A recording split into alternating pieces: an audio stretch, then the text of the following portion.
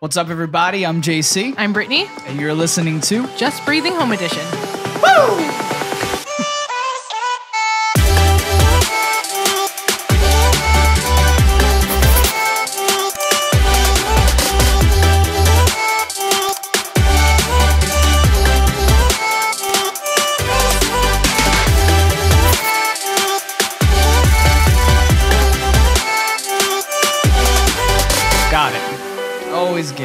Always get it. That was so difficult in the beginning. Yeah, just to get that little stupid intro.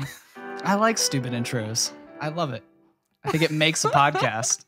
You get like newscasters and they just do their like, welcome to CNN, and okay, whatever. I don't know you. You're not fun. Yeah. You're going to tell me negative things anyway, so I guess you're just they're not going to be fun. Prefacing the negativity that you're going to bring to this broadcast, but I want some fun, man.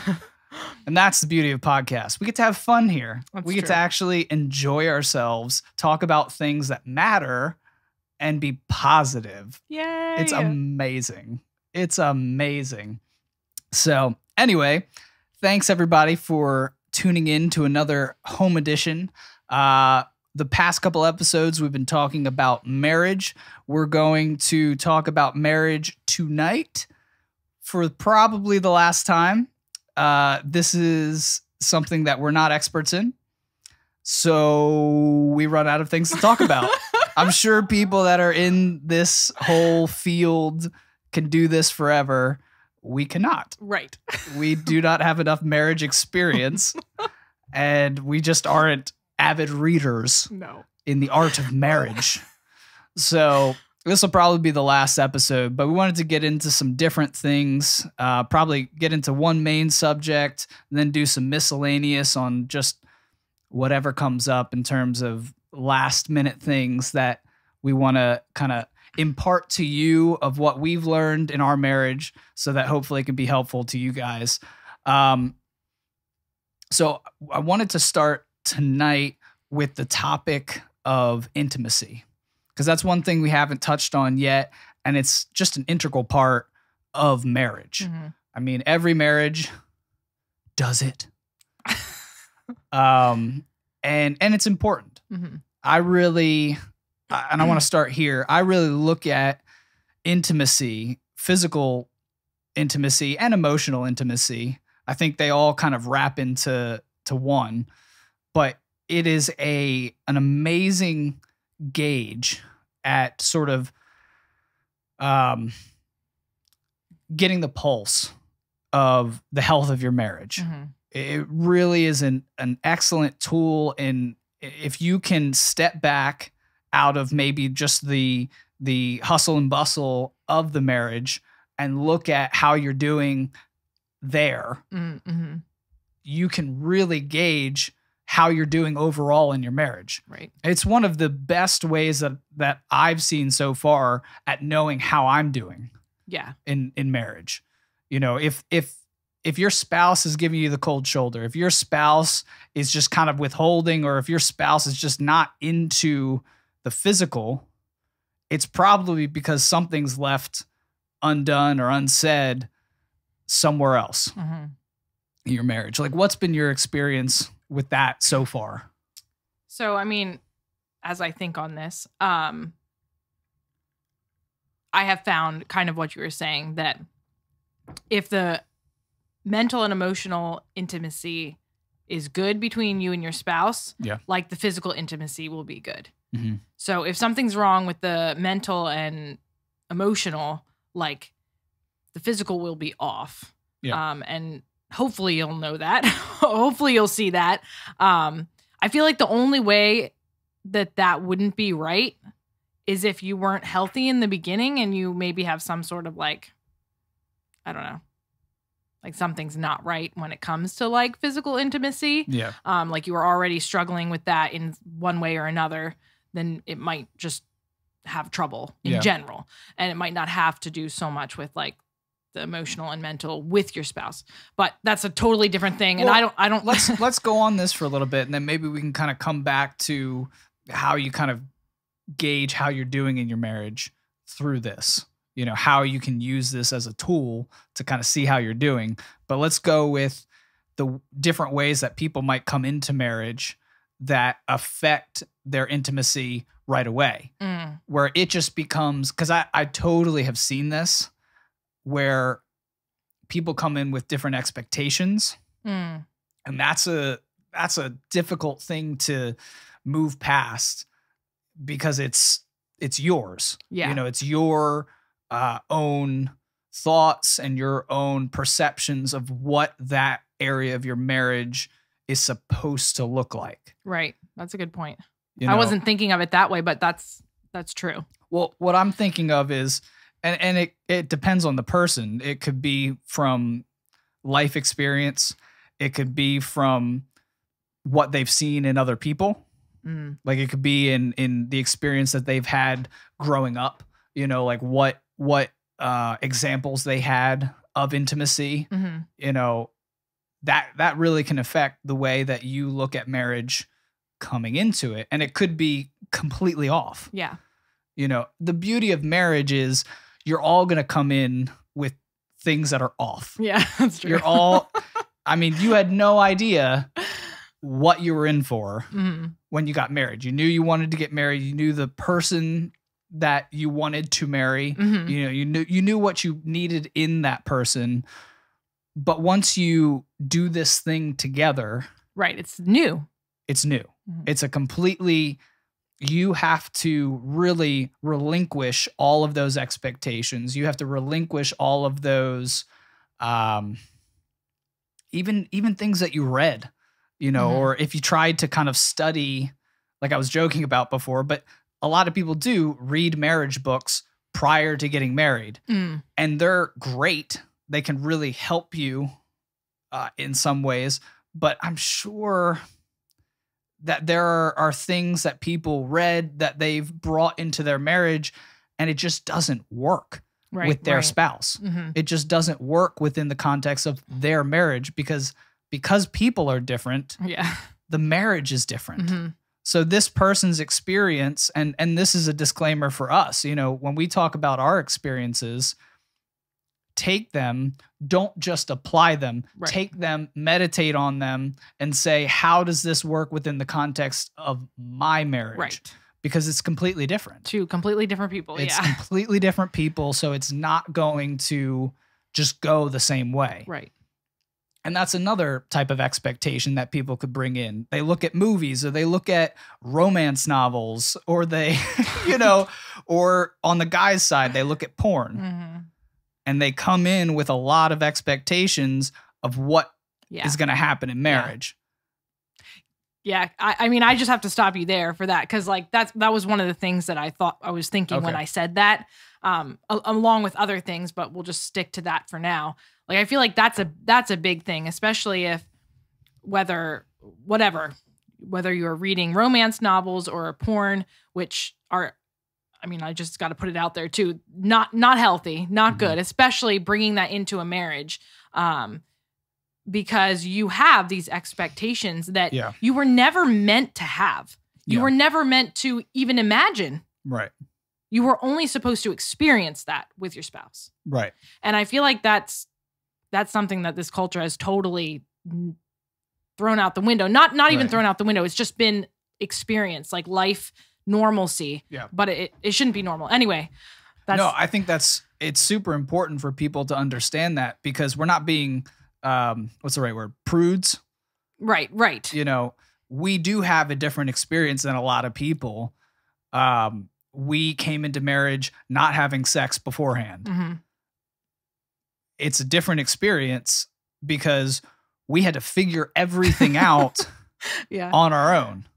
Like, honeymoons are different if you never had sex before. It's true.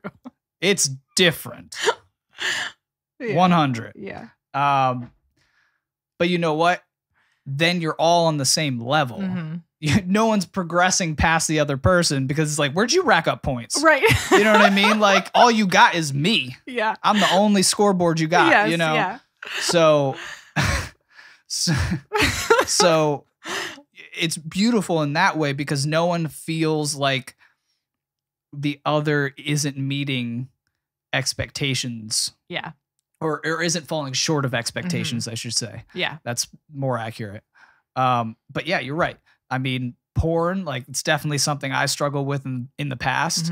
And like, those carry it over into your marriage. Yeah.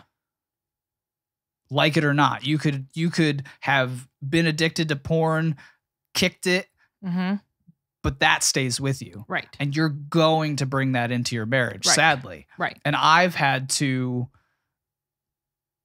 again, relinquish those expectations, throw them aside and be like, no, this is new. Yeah. This is something different. Yeah. I cannot put those on my spouse because, one, they're not real. I mean, they're not real intimacy. They're not real intimacy. No one in those porn videos are real emotionally people, attached to each other. Real people, not real intimacy. Yeah. Exactly. So that's definitely something that's super important to come into marriage with. Kick your habits, kick your, all the other things, expectations, thoughts, perceptions, preconceptions, kick them to the curb. Because this is totally different. This is going to be totally different than anything you expected. And that's good. Yeah. Because you get to go on this new adventure. You get to go on this new journey with this person and really discover things for the first time. You get to work out things. You get to, I don't know.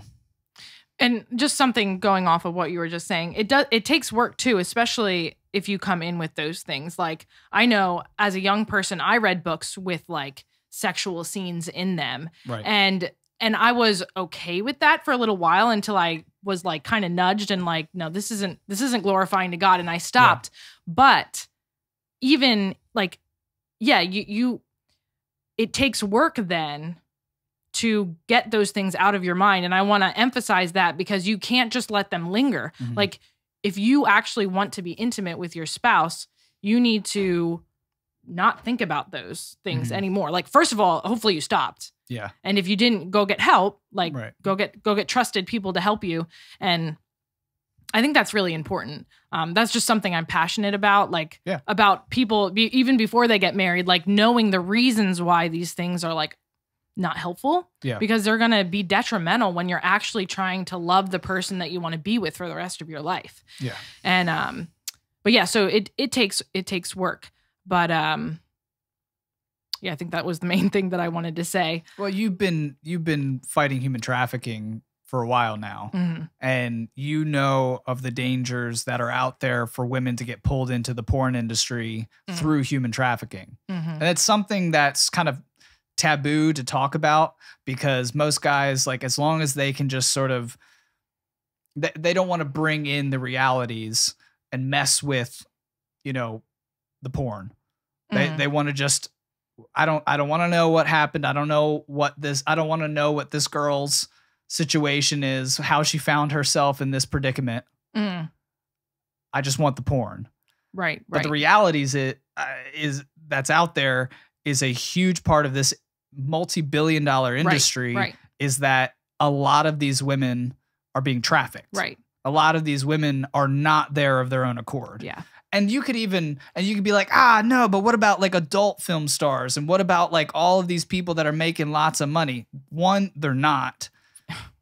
Because I've listened to horror stories about just the women that have had agents that basically were traffickers. They didn't know it at the time. They thought these people were advancing their careers. And these people were like, oh, yeah, you were only supposed to do this act. But, we have this scene set up. And, if you don't do it, you're not going to get work next week. And they're like, I got to pay rent. Right. I got maybe children to feed. I got whatever. And these people are roped into this thing. And they're not getting the money that the billions of dollars that the people making these videos are getting. Yeah. It's a terrible industry, regardless of if you believe the facts that most of these women are trafficked. Right. Or they're if being they go exploited into in some way. Right. And a lot of people are like, yes, they do have a choice in a lot of these like adult film stars and stuff. I hate that name, but that's what they're called. So Yeah. I'm going to use it just for the vernacular. But yes, a lot of them do have a choice. Right. But a lot of times life doesn't afford them the ability to actually make the right choice. Right. And then they get deeper and deeper Mhm. and deeper into Mhm. this. And then it's just like, well, I might as well just keep going. Right. I might as well just embrace it in all of its fullness Yeah. because it pays the bills right Yeah. now. Mm-hmm. You know? And yeah, I mean, there's so much that you could say on that, but like, if we're just going to go on that for a little bit, you think of the girl herself, Mhm. first of all. So it's, you know, she's going to get exploited at some point in that. Like it just, and usually they're put into that situation, like you said, out of a need. Yeah. That they feel like they don't have any other choices, or maybe they were kind of coerced into this, thinking that it was something different than what it becomes. But talking about the men's point of view, like if you're thinking that it's something that's harmless, I mean, I could just bringing it back to the marriage side. If you're thinking it's something that is harmless, one, you need to factor in the stats on how porn has led to divorce. Right. Yeah. It's one of the number one factors that leads to divorce. Right. Because once you bring in these expectations, like I talked about before, from these external mediums, Mm-hmm. you're going to put those expectations on somebody. Yeah. You have to, because you are looking at these things, and then you're going to bring that to your spouse and say, you know, maybe you're not going to say it, maybe you keep it a secret, Yes. but you're going to put them on her and say, why is she not acting like these women Right. that are being exploited Yeah. in these videos? And it's going to kill your marriage. Mm-hmm. The divorce rate when porn is factored in, astronomical. Yeah. It's a huge factor. Yes, there's adultery, you know, there's cheating on your wife, there's what are some other factors that lead to divorce? Usually it's these external factors. Yeah. Usually it's another woman, it's porn, it's those things Mm-hmm. that really lead to the separation, because you're going to put those expectations on. She's not going to be able to meet them. You're going to pull back from the intimacy that you should be having with your wife, Mm-hmm. but you can't have because you have these expectations, and you'll just keep going back to Yeah. the porn because that's meeting your expectations.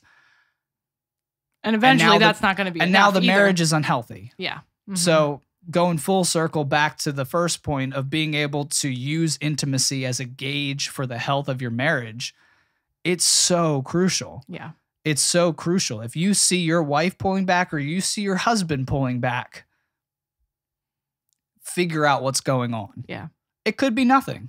Right. Especially if you're like, you know, pretty regular in having sex with your spouse each week.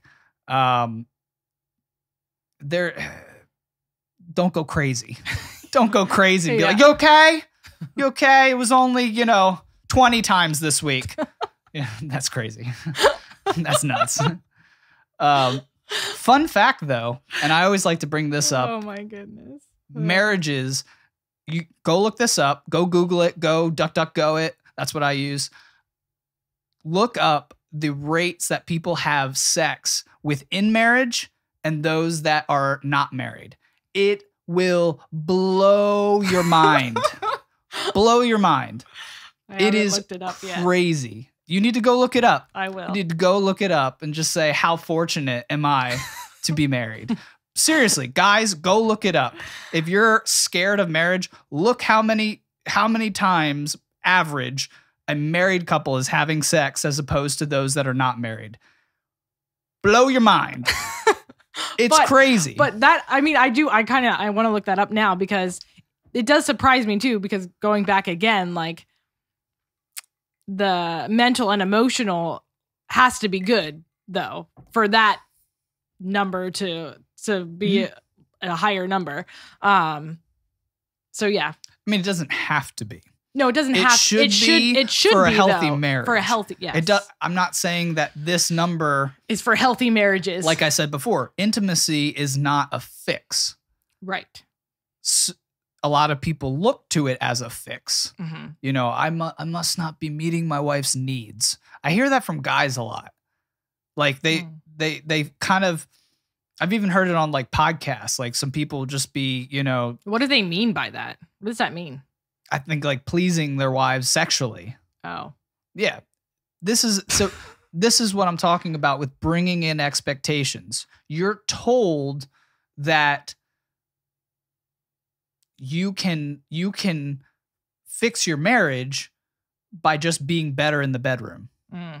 Yeah, that's not true. And that's not true.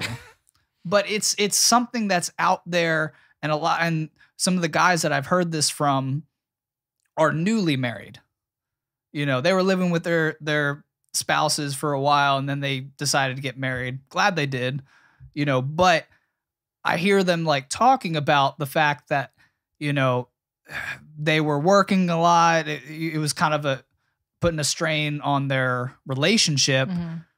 So they went to, I just need to do a better job meeting my wife's needs, like physical needs. Don't get me wrong. I'm a fan of that. Mm-hmm. I think you should. I think if you're only thinking about yourself, that's unhealthy too. Yeah. But that's not going to fix the issues. There's another issue going on. There's another issue going on. If you're seeing that aspect of your marriage struggling. Right. And you just kind of gung-ho, like, I just got to fix this in this way. It's not going to do it. Yeah, something else is missing. It's not going to do it. So interesting stuff that we can continue talking about or not. I think from my unexpert mind, that's probably welcome to Just Breathing. My biggest thing would be, yeah, like sex and marriage is not a fix for a marital problem. Yeah. Like I would say that's like the cherry on top of the marriage. In the way I would look at it, like you get a good physical relationship when the other parts of your relationship are healthy in a healthy marriage. Right. I mean, I could be wrong. Once again, I'm not like expert on this, but that's what I would say because it just, yeah. I would not want to, I don't think that would ever work trying to, if you're like going to work on the physical part to fix an emotional or mental struggle, it's not going to work. What are your thoughts on that? No, I completely agree with you on what you just said. The physical will never fix the emotional. Mm-hmm. That has to be done a different way. Right. That needs to be done through conversation, most likely. Right. Communication is the best way to fix things that are going on emotionally, because you're never going, and you're really never going to, this is not the right word, but like progress in the physical or actually have the level of intimacy you desire to have in the physical with that emotional still dangling out over here is left, you know, unsaid or undone. So that's definitely true. That's definitely true. I do think that the physical, I don't know if it's just a cherry on top. Now, I'm a guy. I get it. Women listening to this podcast are going to be like, you would say that. But especially within the context of marriage, there is something so beautiful, but also just so valuable to the physical within a marriage. You know, it's almost like the coming back, you know, when you engage physically with your wife, you know, there's just this intimate ability for you to display your love for that person that in the chaos of kids and the chaos of life and the busyness of it all, you might not be able to fully express throughout the day. Right, right. You know, depending on when you have sex. Whatever. I don't know. You could be a third shifter. Don't get technical. That's a good point. That's a good point. I think I agree with that. Yeah. Yeah, no, I agree with that. It's like the cherry and the icing. I mean, you got to give me some more aspects of the cake. You know, yes, the communication that we talked about is key. The cherry on top sounds like it's unneeded. That's true. That's not what I meant. Right. I meant it's like I can do without a cherry on top. I could too. You know, but I think what I meant is like it's only good with the first part being good too. In my opinion. Yeah, but 100%. 100%. If your communication is failing, if you know, you're not meeting your wife's needs emotionally through engaging with her in conversation, what other aspects would you? Yeah, like conversation, just being on the same, time being on the same, like, the same page. Yeah. Well, that goes back to what we talked about last time with kids. Right. You know, making sure you're debriefing. Yeah. All the time with your wife, knowing where she's at in life, knowing where your husband's at in life, knowing what our goals are next. Yeah. You know, what are the things that you're going for next in life? What are the things that you want to accomplish next? What things are lacking right now that you wish were better? Right, right. You know, I don't know. I'm just kind of speaking, hoping that I'm speaking to things that you're. Yeah, no, you're that's true. Of. That's true. I'm trying to build the cherry. Okay. It's. I mean, for a girl, I feel like you just know. You know if you're not on the same page, like you can feel it, or at least for me being an emotional person, like I just feel it. Like I know something's not right, and so then I work it out with you. But yeah. Everything you said was good. Thank God. Thank God. Yeah. So that's good. I mean, intimacy is, like I said, it's a good gauge of the health of your marriage. Look to it as a tool to kind of see, is everything okay here? You know, making sure that you're not bringing anything else into the relationship from the outside. Yeah. Don't bring any external things into your relationship because your relationship is specific to you and your spouse. Right. Nothing else should really come in there unless it's sifted through both of you. Like new marriage advice, new books that you're reading. Like I love when you read a marriage book. You talk to me about it. Yeah. You know, like you'll read a chapter and you'll just kind of vaguely discuss it with me. And I'm kind of like, okay, you know, sounds good for me, I guess, you know. I like that you're working on yourself. Yeah. No. But the making sure, what I'm saying in this, like filtering it through both of you, is that like not one person is working on themselves without that understanding being clear to the other person. Yeah. So that they can be involved in that process. Right. Because I think sometimes you could get things could get kind of weird if one person is sort of excelling in their marriage and in the way that they are growing.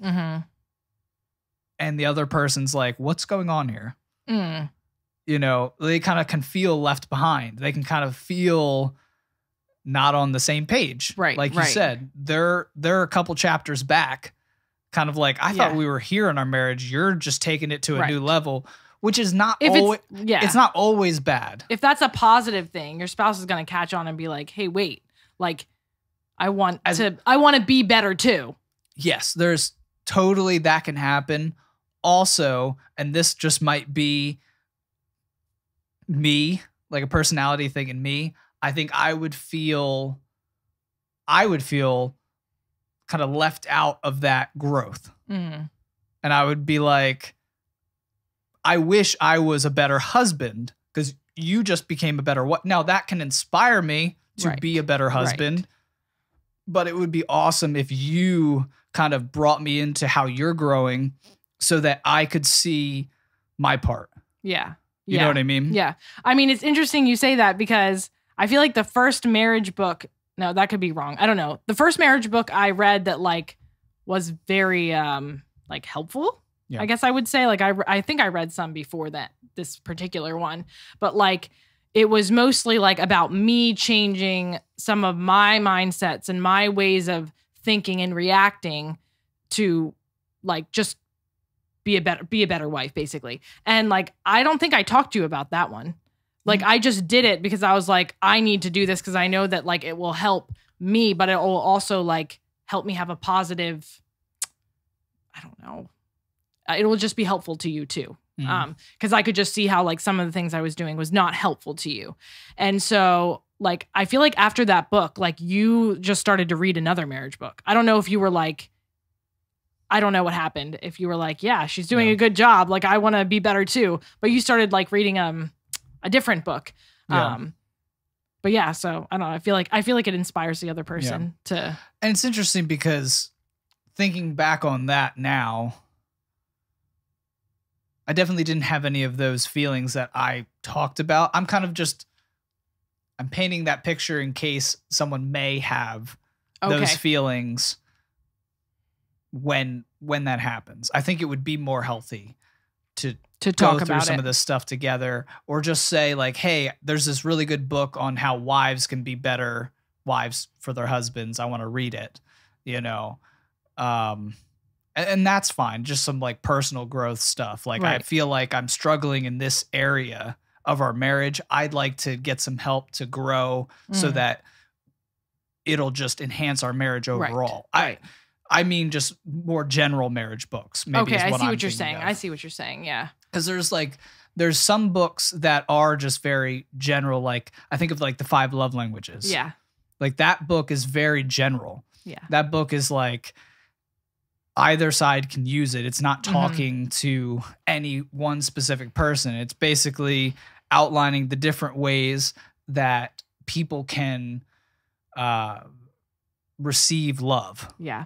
From their spouses. So you understanding all of the different love languages, as well as the one that your spouse specifically responds to. So like they could include like quality time, gifts. What are some other ones? Words of affirmation, physical touch, and did you say quality time? I said quality time, but you like that one, so you said it twice. Found it. No, I already found it. Quality time. There's another one. Remember There's another one. They're all good.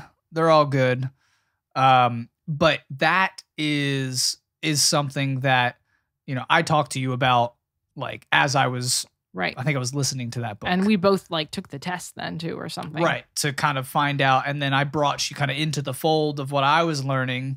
And once we kind of found out what each other's love languages were, we had discussions on like, okay, so how are we going to make sure as this book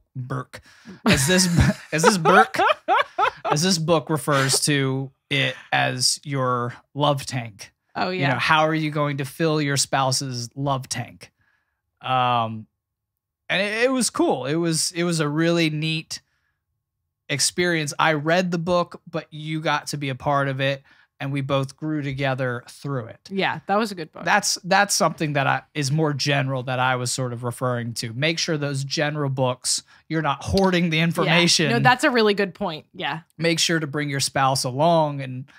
And now that book did get into some things where,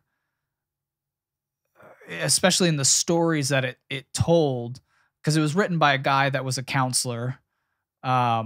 I don't know if he was a psychologist or what. I guess he had to be, right? To be a counselor. Yeah. I don't know. There's too many terms for that nowadays. But he was able, through like his marital counseling, kind of start creating these love languages through kind of horrible situations that people had to go through in their own marriages. Infidelity, you know, spouses that just kind of tuned out physically, emotionally, in their communication, just stopped talking to their spouses. It just became a, I go to work, I come home, eat dinner with everybody, go watch TV, I do this for us. Yeah. I go to work, I do all this stuff so that you can buy food, feed the kids. Yeah. We can have a good life. Right. But there was no health in the actual marriage. There was no intimacy. Acts of service. Sorry, go ahead. Acts of service. That's it. That's it. That would be someone doing lots of acts of service. Sorry. Yeah. I like doing that. But you don't respond to that love language as well. I feel like you're more quality time. I appreciate it. And I am thankful, and it does show me that you love me, but I would feel like if you completely didn't do any of those. And just spent time with you. And just spent time with me and spent time with me. I can't remember the other ones. That one's my first one, but that would mean the most to me. Right.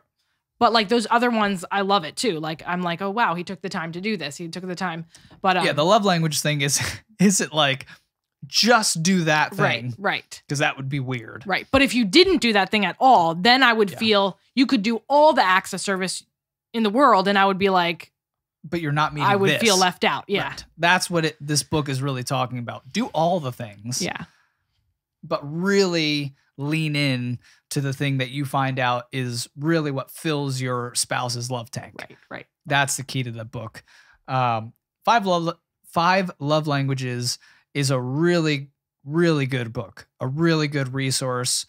They have it for adults, they have it for teens, and they have it for children. Yeah. It's really cool because especially with the children and the teens, they brought in psychologists that were specific to those age groups. Mm-hmm. So you had the main author work with these, child psychologists to develop love languages that were very similar. Right. They tweaked the way that your children would receive these love languages. Mm-hmm. And that was a really cool resource for us just to know that, especially in the early days, your child hasn't really developed a love language. Mm-hmm. So you need to just kind of lean into all of them at first. Yeah. And as they grow, you'll see which ones they really light up to. And you'll be able to lean into that. Like one of our kids is gifts. Yeah. He loves giving gifts and he loves receiving gifts. Mm-hmm. So that, that one was pretty easy. Yeah. The other two, I don't know. Maybe the young Elijah is physical touch. No. He totally is. No doubt. He is a mama's boy. Mama's boy. Yeah, he loves being held by you. I love it. I know you love it. I know you love it. I get it spoiled. How could you not spoil that? He's kid? pretty cute though, so it's hard not to spoil him. He is adorable. Trying to think if there's anything else with intimacy that I missed. I mean, I know I missed right quite a bit. Nothing that I can think of. From my mind, I can't really think of anything else that really sticks out to me. All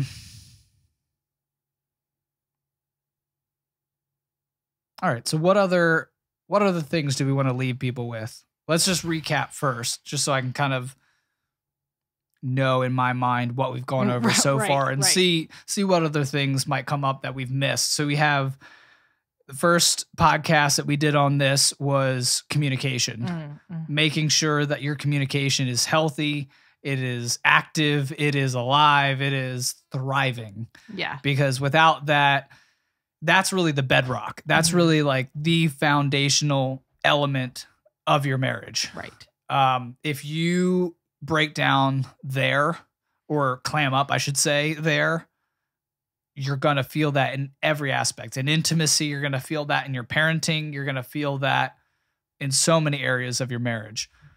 So that's number one. Make sure your communication is healthy. If you struggle with communication, read books on how to open up. Read books on how to I don't know, how to communicate better, how to be a better listener. Maybe you're a terrible listener, and that's why the communication breaks down in your marriage, because you don't shut up.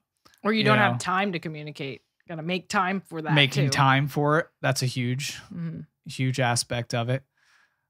Yeah. Second podcast. I'm sorry. Can I stop you there? So one thing I thought of when you were talking about communication, and then you said intimacy too. I feel like this is something that maybe we don't have down that well yet, but I've heard from books that this is a good thing that you could do. But like, I've heard experts say that like communication, like during physical intimacy is important. Like whether that's like, I'll give 2 examples that I can remember from like reading. One being like, let's say you do have something that you're bringing into the marriage, whether it was like physical abuse, sexually as a child or something, you got to talk through that. Yeah. You pray through that. Or my other example would be, like if your spouse isn't doing something that you want them to do physically, like just talk to them about it. Yeah. So I just wanted to add that in there. That was something I read in a couple books, and I was like, oh yeah. No, that's a really good point. You don't think about communicating like in that time, but they say that's a healthy thing. Why not? Why not? Right? Why not? Why not communicate in that time when you're supposed to be intimate? If you're holding back communication within that time, like, oh, I really want to say this right now. Right. But I'm not going to. But I'm not going to. There you go. Now you dangled something outside emotionally, and that's not a part of your intimacy. Right. Okay. Yeah. That's really good. All right. Second podcast, we talked about marriage with kids and just how to have a healthy marriage after having children. And it's not easy. Yeah. It's not. It takes a lot of work. It takes a lot of, we talked about this relationship needing to be 100-100. You can't go 50-50 in a marriage. Doesn't work. You're already leaving the door open in a 50-50 relationship for divorce. You're already leaving the door open for cheating on your spouse. Right. You can argue with me on that. Let's take a look at our marriages in 10 years and we'll see. Yeah. We'll see. Yeah. You have to go all in. If you're going to get married, you go all in. Yep. You go deep end. You go till death do us part, or don't do it. Yes. It's not fair to that person if you're not all in. Right. If you're still holding back in any regard, that is not fair. It is selfish for you to get married. And that person to make that commitment and you haven't. To lead that person along and say, oh yeah, love you. No matter what. No matter what. Mostly. Yeah. No. Yeah. Don't do that. So working through that, staying on the same page is crucial when you have kids, knowing how things are going, knowing how your spouse is doing while raising kids, and vice versa. What are you struggling with? What is something that I can pray for you about? What is something that I can encourage you in or check you in? Yeah. There are definitely things in our parenting, like, and you've done this with me, where like I maybe have gone too far, getting mad at the kids or something like that. And you've been like, man, I really wish you would, I think it would be better for the parent or parenting in general if you just took a break, like walked out of the room, came back, and then calmly, dealt out death and judgment. And that's been good. Like, I've really appreciated the times that you've checked me and been like, nah, that wasn't good. Yeah. That wasn't good. You need to fix this going forward, because this is going to affect our parenting overall. And with parenting, if one parent is struggling and that other parent isn't coming alongside of them and helping them and really working with them, most likely that other person is going to develop, like I think we talked about this in the last podcast, resentment. Yeah. Like, why aren't you as good a parent as I am? And the other person is probably going to wonder, why am I not as good a parent as them? And if you're not talking about it, going back to communication, it's all a cycle, people. It is all a cycle. It's going to create some rifts and problems in the health of your relationship. Yeah. It'll make everything easy. My lisp is coming out. It'll make everything easier if you just work as a team. Yeah. Yeah. Yep. So, and then in this podcast, you know, just kind of recounting what we talked about tonight, intimacy is an amazing gauge at, you know, seeing how healthy your marriage is. Use it as a tool. Talk to your spouse about it. Make sure that they know to use it as a tool. Hey, if you ever see me holding back, if you ever see me giving you the cold shoulder, call me out. Right. I'm sorry, it'll not be easy. They'll probably hate that you called them out. Yeah. Because of that emotional thing that probably is lingering there. Right. That's not dealt with. Yeah. Just know that coming in, but do it. Do it. Do not leave things for like 2 weeks or a month. Yeah, no. Left unsaid. Like, it's just not worth it. It is not worth it. You will be so much happier when that's restored and your intimacy is better. Right. Yeah. So. And I think going with that, again, something that came to mind is like, I know we've said this a lot before, but it can't be said enough. So much grace needs to be given. Like, you need to be in a marriage, you need to have a humble heart, and you need to give so much grace. Like, if you're like, just as you said that, like, I was just thinking of scenarios in my head. Like, if someone pointed that out to you, that you're holding back in a physical way, and then you talk about the issue, maybe it's an emotional issue, and you're still holding back because you're still a little bit angry, like, you need to stop. Like, you need to forgive that person. Like, if they're actually sorry and whatever happened, like, you need to forgive them and have a humble heart and accept their apology and continue forward, because it's not healthy to you to do that, and it's not helpful to them. It is hard. It's so hard. But it's so hard to do, but suck it up. Yeah. Like, honestly, even if you don't believe yourself at first. Right. Maybe you have to forgive that person again and again in your mind. Exactly. But that's okay. You might have to come back to that forgiveness personally. Yes. And do it again. Yes. But in that instance, instead of driving a knife deeper into that person that already came and apologized, just forgive and then work on it. Right. Work on it. Yeah. You know? That's a really good point, because forgiveness is not easy. And sometimes you have to do it a lot of times. You just do it until you actually have done it. And it might take a long time. 100%. But it's going to be healthy for you and your marriage, and you will be happier if you actually put aside your pride and do that. So, yeah. All right. Well, we'll wrap it up here. Hey guys, if you have any other marriage advice, please leave those in the comments if you're listening or watching this on YouTube. Sadly, there's no comment section on the podcast platforms. Just audio only platforms. You could leave it in the reviews. I'm not sure how I would be notified of that. So, hey, if you want to leave a review, fantastic. Do that if you're on Apple Podcasts, or I think Podchaser has a review section. Leave us a 5-star rating. Leave us a review on Apple Podcasts. Make sure you subscribe to us on Apple Podcasts. Follow us on Spotify. Like I was saying before, I want this to be a community event. I want us all to have healthy marriages. These podcasts that we've done have been great for, honestly, like, after these podcasts, we're able to just continue these conversations further personally, off the pod conversations, get a little more real, get a little more spicy. But it's great because we're opening up the conversation to these areas that are so important in our life and in our marriage.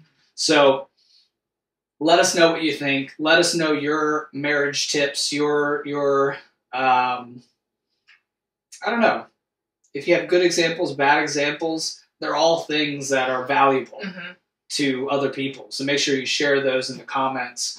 Before you go, if you're watching this on YouTube, make sure that you subscribe and like this. Make sure that you hit that notification bell so you know when we put another Just Breathing Home Edition up. And we'll see you on the next episode. All right, bye. So you gotta smash like, subscribe, click the links down below so I make it